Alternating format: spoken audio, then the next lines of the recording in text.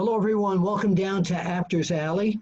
This is Bill Apter, and today we are going to the suburbs of Atlanta, GA, to talk to, for the first time ever, QT Marshall from AEW. Welcome down to Apter's Alley and the Apter Chat. First time. That's right. Thanks, Bill. I really appreciate you having me on. Well, I'm glad to see you. And now, before we get to the main reason that I requested you to be on the Apter Chat, I got to talk about a situation here where Brodie Lee and the Dark Order are just running roughshod, as they would say, over AEW. The despicable thing that he did after beating Cody, destroying Cody, and then afterwards, when Cody was taken onto a stretcher, dumping him off there, attacking him, breaking up the old TNT belt, and then attacking Cody, attacking Brandy Rhodes, and attacking Double A Arn Anderson. Yeah. Why hasn't someone tried to stop this? I want to tell you that this Brodie Lee is the first, as we used to call it in the magazines, the first bad guy that I have truly been intimidated by in ages. Why can't they stop this guy from doing stuff like this? Ever since coming to AEW, Mr. Brodie Lee, he's got this chip on his shoulder and he's got something to prove. And normally when you have something to prove, you just work really hard. And he's kind of gone the opposite route. He's developed we don't want to use the word cult, but kind of like this cult. That's what it is. It's a cult, and they're a dangerous cult. And you saw what he did to Cody. Yeah. I've never seen Cody get beat that decisively. No, and that would be okay, right? Because then Cody would just train harder and come back. But he wasn't happy with that, right? They were trying to get Cody out of there, and they just continued to attack. And before Dustin and I could do anything, like I said, all I know is I woke up on the stage next to them at the end of the night. So there's something personal that they've decided to pick out the Nightmare family. And as we'll get into later in this interview, they're going to have to put their words where their mouth is. So, yeah, Brodie Lee has become Cody's nightmare at this point. Yeah, he has. And, we haven't heard from Cody since. And, hopefully he's okay. And, like I said, we're going to talk later about what we just announced last night on Dynamite at All Out. So, it's going to be tough. But the Nightmare family, the one thing, they're not the first to go after the Nightmare family. You've seen it since the existence of AEW. Yeah. It's Cody's usually the first person that people go after. So yeah, but I've never seen anybody like Brodie Lee really do something like this to Cody, to Dustin, to and you had your own nightmare with Brodie Lee too, didn't you? Yeah, his debut match at AEW was against me, and from what I remember, from what I was told, it was about less than 5 minutes long. And a lot has changed since then, and I've really picked up my game as well. But listen, Mr. Brodie Lee, as he likes to be called, the leader of the Dark Order, the Exalted One. Yeah. He's 6'7", 300 pounds. He's not just your average Joe. No, so, no. And, if I was back in the office of the magazines, the headline would be Brodie Lee or Brodie, Cody's real nightmare. Yeah.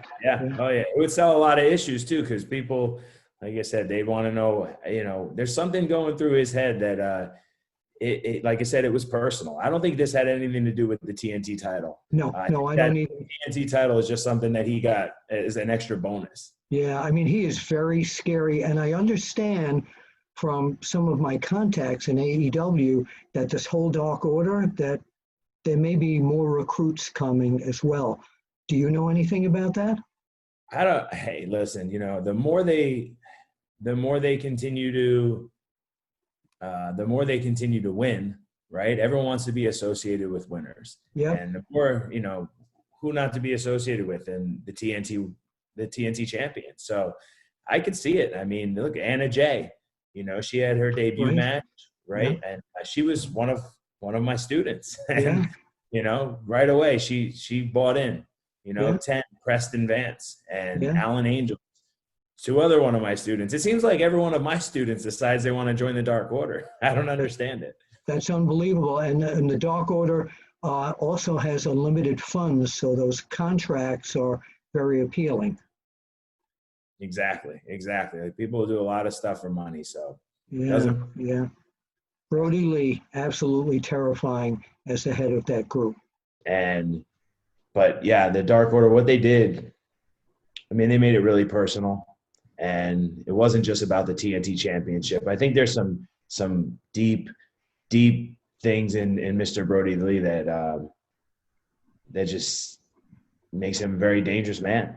I will tell you that they should be very glad that this wasn't the Arn Anderson of like 30 years ago. Right. Oh yeah. Yeah, he would have kicked butt. What was your two of the four horsemen, the originals, Tully Blanchard, Arn Anderson, both in AEW? Tell us how you feel about just being around these two legends. Well, Arn, of course, being the head coach of the Nightmare family, I'm always picking his brain, always talking to him. And, Tully we thought was going to be, one of the nicest guys ever as well, but I don't know why I thought that. We've seen what he does, and, he was now he's with the FTR. Yeah. And, he kind of beats to his own drum. So, when he first, I was the one that picked him up at the airport the first time he came into AEW. Really? I had no idea he was coming to associate with himself with Sean Spears and then make sure that Sean Spears hit Cody over the head with a chair. So I wasn't aware of that. I probably would have left him, left him at the terminal. Left him at the airport. Yeah, exactly. Yeah, well, Tully's always been very unpredictable, and his pairing with the FDR wasn't a surprise to me. So just for the people out there who don't know anything about your background, how give them a shorthand capsule version of who QT Marshall is. All right. Well, I started training at the world famous Monster Factory in 2004. So I'm from New Jersey, and I've always just wanted to be a wrestler. And I moved to Florida. I trained with Bubba and Devon down there as well. I signed the Ring of Honor in 2012. Within the first 3 months of being there, I did something to my neck, which involved me getting an extensive neck surgery in 2016. I kind of thought my career was over. I moved down to Georgia. We opened up a training facility, and then I met Cody and Brandy, and, lo and behold, and then AEW started, and we never thought any of this was going to happen. So all right, that's the short version. So now the Nightmare Factory is the next part of this part of your career here. Vibrating phone here in the middle of an interview. Should we pick it up? Yeah, see who it is. What if it's Brodie Lee? Hang up on him. Hello, Bill Apter. Hello. Who is this? They hung up. We're lucky. There you go. All right. So now the next part of the building blocks here is the Nightmare Factory. Tell us about it, and tell us how people may be able to get involved, and how did this all come about?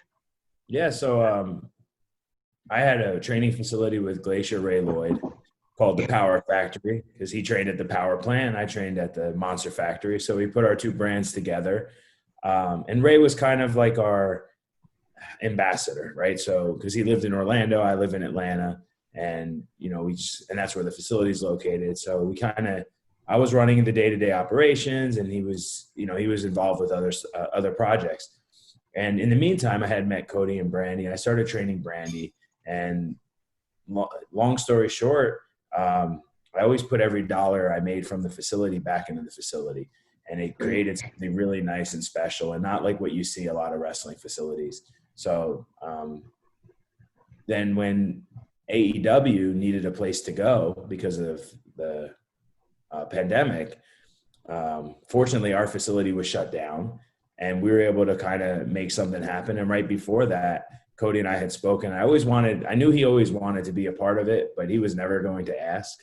And I always wanted him to be a part of it. You know what I mean? Because I know his dad had a wrestling facility, and it's cool. And everyone in wrestling always wants to give back. We all want to teach. We all love to pass down our knowledge. And so we were able to put our two brands together, and now we have the Nightmare Factory. And it's pretty special because, we were able to host 5 weeks of AEW Dynamite at the facility when the world was basically shut down. So it was pretty cool. How can fans, people who want to train to become a wrestler, will that be available eventually for people to try out and be able to be trained by you and Cody and some of the other trainers? Yeah, so right now we actually just announced a couple weeks ago a 12-week training camp with myself and Cody. This is Cody's first camp, and it's pretty exciting because he put out one tweet, and we've had about 1,000 applications. So we narrowed it down to 25 from all over the country, and men and women. And we're excited. We're going to start on September 21st. But we have our website, nightmarefactoryga.com, and it's a very simple website. You just there's an apply here button, type in your information, and we went over everything. And we figured out that Cody was looking for more beginners, people that didn't have a lot of experience. So he kind of wants to train everybody from the ground up. So we're pretty excited about it. That's great. One of the things that I've noticed about the years I've known Cody is he's got that same enthusiasm that his dad and his brother have. And they're always looking not just about themselves, but to help others as well. Oh, absolutely. I mean, he's helped me greatly. I mean, I think I've definitely lived up to my end of the bargain as well, but I work really hard, and, he notices that. And he's one of those people that if he sees that you're working hard, he's willing to, stick his name out on the line for you. That's fantastic. So before I let you go, we are on the verge of All Out coming up again. And I just happen to have a list of the matches here. And what I'd like to do is get your opinions on the winners and the losers. Okay. And let's see. Let's do a preview and analysis. Okay, we're going to start off right at the top with MJF. I'm going to call him a character like no one else I've seen in a long time, going after the World Championship against Moxley, and this is going to be an interesting thing because Moxley is banned from using the Paradigm Shift, his finisher, on him, so on MJF. So what?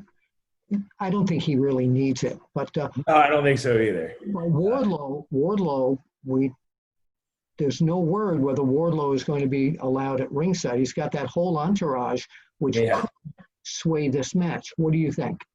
Yeah, I believe that Jon Moxley doesn't need the paradigm shift, but, MJF, he's young. He's super athletic. He's also kind of a knucklehead. But we call him a wise guy in this part of it. Yeah, and I know from experience, listen, I used to call myself God's gift to professional wrestling. So, oh my goodness. So you've been there. Yeah. I've been there before. I've made the same mistakes that Max is making right now. And I have a feeling I'm going to pick Jon Moxley as the winner because I think Max, he's going to get a little too arrogant and he's probably going to make one mistake. And, John's very, very dangerous. Yeah, that's all you need to do is make one mistake with Jon Moxley. He's one of the toughest people anywhere. So, okay, let's move on to a very interesting feud that developed between Orange Cassidy and Mr. Bubbly, Chris Jericho. Chris Jericho, yeah. Yeah, who's been and this is a Mimosa Mayhem match. This all came out of that orange juice situation here. Who are you picking and why? I mean, listen, Chris Jericho's made a career of winning the big one, right? He beat Stone Cold Steve Austin and The Rock in the same night. Yeah, yeah. But Orange Cassidy has his number, I think. I don't know. He pinned him on Dynamite, and to beat Chris Jericho on Dynamite, man, I don't know. I don't know if Chris mentally can comprehend the fact that he lost to Orange Cassidy. Here's Orange Cassidy he doesn't even try. I see a different Orange Cassidy on the Thursday Night Dynamite show. Mm-hmm. I saw a ferocity in him that I haven't seen before. Yeah. I think he's realizing, he's going to need that to take Chris Jericho on pay-per-view. All right. Now, we were talking about Tully Blanchard. He's bringing FTR in, Cash Wheeler and Dax Harwood, to try and take the tag team belts from Kenny Omega and Hangman Adam Page, who has now been thrown out of the Elite by the Young Bucks. Now, this really, and we all saw what Hangman Page cost the Young Bucks, a tag team title match possibly on Thursday Night Dynamite. What's your take on this? What's going to happen with Omega and Hangman Page? Since the beginning of that tag team, they've never been on the same page. And the fact that they're, I believe, 12-0 is it's kind of mind-boggling. So I don't know. FTR, they're on a roll, man. They're undefeated here. And, so it's hard to tell. That's going to, if Hangman and Kenny can try to stay on the same page, which I don't think that is possible. I think we might have new world tag team champions. Well, you've also got the mind of Tully Blanchard in here, the conniving mind of Tully Blanchard. Absolutely. To deal with. Absolutely. Yeah. So I'm actually picking FTR with Tully as well. Let's look at the Hikaru Shida, the champion of AEW, the women's division, against Thunder Rosa, the NWA champion. And a lot of people are very excited about Thunder Rosa being in AEW. Yeah, I mean, it's pretty special, right? It's very rare that you get special. Two champions from two different organizations in the same ring on the same pay-per-view. So it's exciting. And Thunder Rosa I've known for a very long time. She's dangerous. She's very dangerous. But I've only known Shida since AEW, and I mean, Sheeta's one of the absolute best in the world. Yeah, she is, absolutely. Very excited for this match. It's hard to choose, but I'm going to have to go with Sheeta because she's on her home turf. Yeah. And these are just two ladies who really know how to wrestle technically, and they're very exciting to watch. All right, going back over my notes here, we've got Darby Allen, who we saw dive off a bridge. But that was, wow. Right. Yeah, no fear in that guy. Kids, don't try that at home. Right. Yeah. All right. Versus Lance Archer, which, by the way, I want to see Lance Archer against Brodie Lee. I think that's... Yeah, so that was announced last night, and there was a little bit of confusion. So it's going to be Darby Allen and Lance Archer. They're going to be part of the Casino Battle Royal. Okay. Yeah, it was a little confusing on the graphic because I had a lot of people ask me the same question. Okay.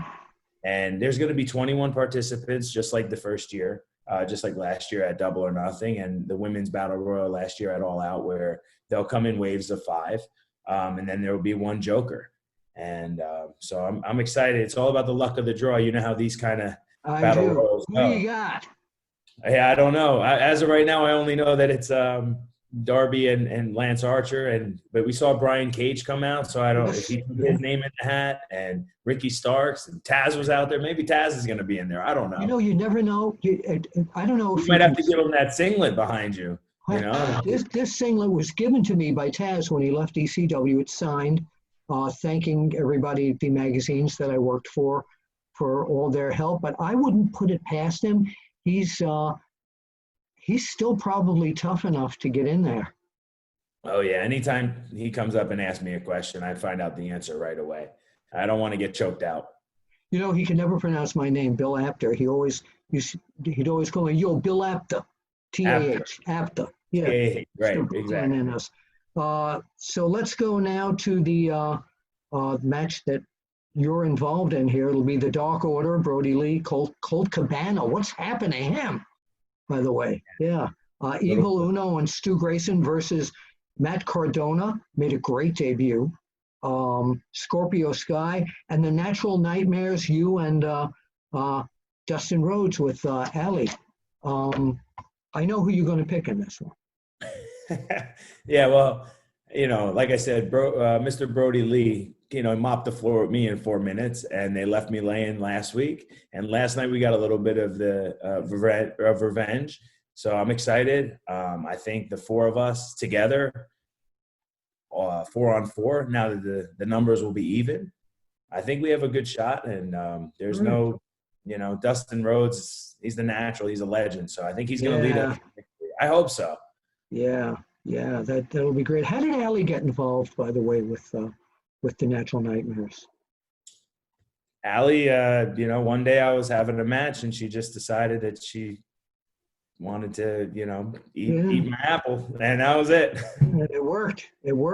Yeah. And she's been great, and I guess she's kind of like a good luck charm. I've more wins than losses since she's been around. So. All right. So the pay-per-view, All Out. Tell them where they can find it. What date? Yeah, it's Saturday night, September 5th. Yeah. We're going to be down in Jacksonville. I think we're going to, I would say about maybe 15% capacity. Okay. So we had fans for the first time last night. It was real exciting. I love that there was some crowd there. It was great. It was great to be back, in a safe environment. Absolutely. So that was awesome. So, yeah. So, obviously live on pay-per-view, internationally on the fight, Bleacher Report live, all your cable providers, right? DirecTV, the whole deal. You know how it goes. Comcast here in Philly. Comcast, exactly. Yeah, we got them all. So where can people find you on social media? Yeah, so at Real M Marshall 1 on Twitter, and Real QT Marshall on Instagram. Okay, and of course AEW you can follow also on All Elite Wrestling, yep. On Twitter. And QT, thank you so very much. And don't forget to subscribe right here at www.onewrestlingvideo.com. And for QT Marshall and Bill Apter, we'll see you. You got to point out to the camera. We'll see you at the matches eventually.